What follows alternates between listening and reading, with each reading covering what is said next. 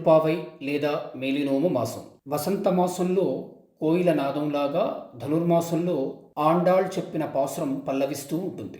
ఆండాళ్ శ్రీకృష్ణుడి భక్తురాలు. మార్గశిరంలో తెల్లవారుజాముని లేచి తలారా స్నానం చేసి నోము నోచుకుని కృష్ణుణ్ణి ఆరాధించేందుకు గోపకన్యల్ని పిలవడం నుండి తిరుప్పావై పాసురాలు మొదలయ్యాయి. మనం ఈ పాసురాలని అవగతం చేసుకుంటూ వెళితే ఆండాళ్ చెప్పేది మనకు హృదయంగమం అవుతుంది. రోజుకో పాసురంగా ధనుర్మాసం 30 రోజులు తిరుప్పావై మనతోనూ మనలోనూ మెదులుతూ ఉంటుంది. ఇవాళ ధనుర్మాసం 15వ రోజు, తిరుప్పావై 15వ పాసురం రోజు.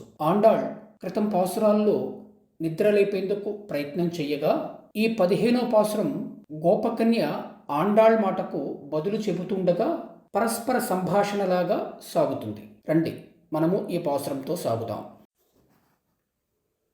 எல்லே இளங்கிளியே இன்னம் உறங்குதியோ சில்லென்றழையேன் மின் நங்கைமீர் போதறிகின்றேன் வல்லையுன் கட்டுரைகள் பண்டே உன் வாயறிதும் வல்லியர்கள் நீங்களே நானேதான் ஆயிடுக ஒல்லை நீ போதாய் உனக்கென்ன வேறுடையை எல்லாரும் போந்தாரோ போந்தார் போந்தெண்ணிக்கொள் வல்லானை கொன்றானை மாற்றாரை மாற்றழிக்க వల్లానై మాయనై పాడేలోరెంపావాయ్. మనం తెలుగులో ఇలా తెలుసుకుందాం ఈ పాసురాన్ని. ఏమే చిలక కలికి ఇంకా నిద్రపోతున్నావా? గోలగా పిలవకండమ్మా భామల్లారా, వచ్చేస్తున్నాం. బావుంది నీ మాట. నువ్వు మాటకారివని ముందే తెలుసు.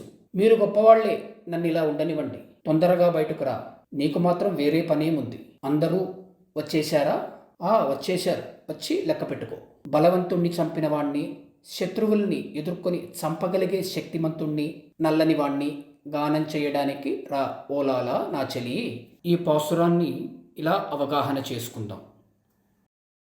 యవ్వనంలో ఉన్న చిలకలాంటి అందమైన ఆ గోపకన్యను చిలక కలికి అని అంటూ ఇంకా నిద్రపోతున్నావా అని అడిగితే గోలగా పిలవకండమ్మా ఇదిగో వచ్చేస్తున్నాను అని ఆ చిలక కలికి సమాధానంతో మొదలుపెట్టి అటుపైన పరస్పర సంభాషణగా ఈ పాసురాన్ని చక్కగా నడిపింది ఆండాళ్. బలవంతుణ్ణి చంపిన వాణ్ణి, శత్రువుల్ని ఎదుర్కొని చంపగలిగే శక్తివంతుణ్ణి, నల్లని వాణ్ణి అంటూ కంసుణ్ణి చంపిన ఇతర శత్రువుల్ని చంపగలిగే కృష్ణుణ్ణి తెలియజేస్తోంది ఆండాళ్. కృష్ణుణ్ణి లేదా దైవాన్ని గానం చేయడానికి రా అని పిలుపునిస్తోంది ఆండాళ్. ఆ పిలుపు ఆ గోపకన్యకే కాదు, మనలో ప్రతి ఒక్కరికి కూడా.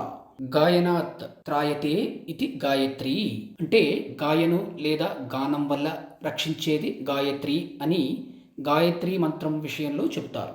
గాయత్రి మాత్రమే కాదు, మనం చేస్తే దైవనామం గానం కూడా మనల్ని రక్షిస్తూనే ఉంటుంది. నీ నామమే మాకు నిధియు నిధానము, నీ నామమే ఆత్మ నిధానాంజనము అని ఒక సంకీర్తనలో అన్నమయ్య మరో సంకీర్తనలో దైవనామం గురించి ఇదిగో ఇలా అంటున్నారు. హరినామము కడునానందకరము మరుగవో మరుగవో మరుగవో మనసా.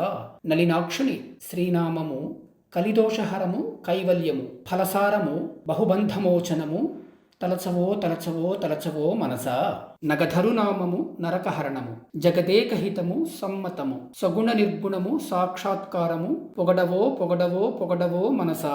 కడగ శ్రీ వెంకటపతి నామము బడిబడినే సంపత్కరము అడియాలంబిల నతి సుఖ మూలము తడవవో తడవవో తడవవో మనసా. గానం చేయడానికి రా అన్న ఆండాళ్ పిలుపును అందుకుందాం. ఆపై దైవగానం చేస్తూ ఉందాం.